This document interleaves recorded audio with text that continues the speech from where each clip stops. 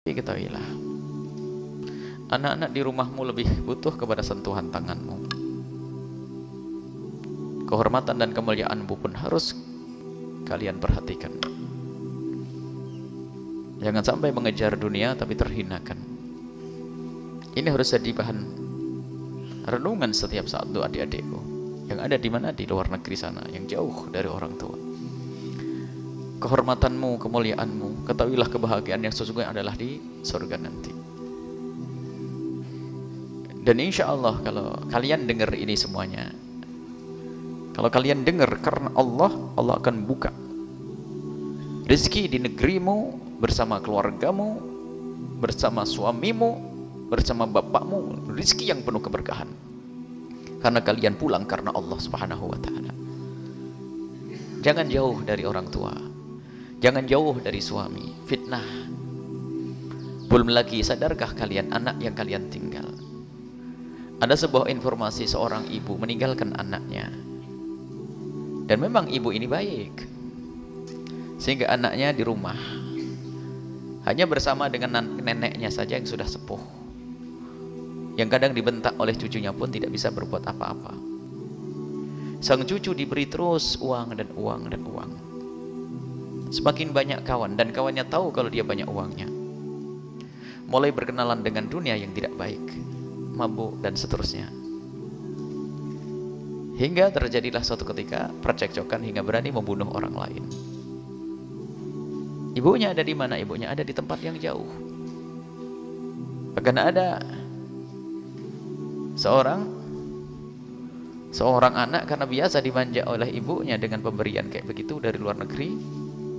Giliran bapaknya dan ibunya atau ibunya pulang, kan pengaturan ekonominya kan semakin, kalau dulu kan hanya diberi karena mungkin faktor kangen, faktor sayang, faktor merasa meninggalkan anak, jadi duit diberel-berel begitu saja. Tapi giliran ibunya pulang mulai diatur itu sudah mulai protes karena sang anak tidak punya akhlak, tidak punya pendidikan.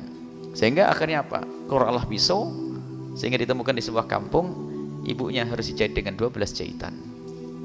Lihat, pendidikan itu penting, wahai adik-adikku yang sekarang ada di luar negeri. Anak-anakmu ada di mana? Dan bagi yang ada di negeri ini, wahai adik-adikku semuanya, jangan bercita-cita untuk pergi jauh. Adapun adik-adik kita yang ada di tempat yang jauh sana, kita doakan semoga Allah menjaga mereka, iman mereka, akhlak mereka, dan semoga Allah segera kembalikan mereka kepada saudara mereka, kepada orang tua mereka, kepada anak-anak mereka, sehingga mereka segera menemukan keindahan di dalam hidup ini. Dan semoga Allah memberikan kecukupan di negeri ini. Dan ketahuilah, rezeki itu sudah ada jatahnya. Kalau jatahmu 1 juta, ya 1 juta. Jatahmu 10 juta, 10 juta. Baik. Kalau tidak ada jatah, biarpun kau ambil di mana, tetap tidak ada jatahnya. Orang menganggap jatahnya semakin banyak di negeri orang. Oh enggak. Kalau jatahmu 1 juta, di negeri orang dapat 10 juta, jatahnya 1 juta. Totalnya bisa berangkat ke luar negeri dapat jatah 10 juta. Naik? Oh enggak naik. Tetap jatahmu 1 juta. Kenapa? Dikirim ke anak pun enggak jadi apa-apa, dipakai untuk mabuk seterusnya.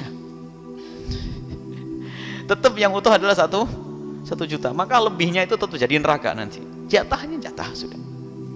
Maka ambillah jatah dengan kemuliaan. Bagi yang ada di negeri, di rumah, wahai adik-adikku semuanya, khusus adik putri, ketahuilah, jual es teh di pasar lebih mulia daripada harus jauh dari orang tua dan keluarga. Pergi ke sawah adalah mulia. Kenapa harus gengsi? Permasalahannya tadi itu, bangga-banggaan, pengen segera punya rumah, pengen segera punya mobil dan motor. Dia mengira bahwasanya kebahagiaan dengan motor.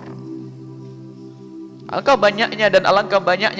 banyaknya percekcokan keluarga setelah terjadi salah satunya pergi ke luar negeri. Akhirnya seperti itulah, perceraian, permusuhan, pertentangan. Dan yang ngadu kepada kami bukan 10-20 orang, kalau dihitung mungkin ratusan, bingung membuat jadwalnya nanti.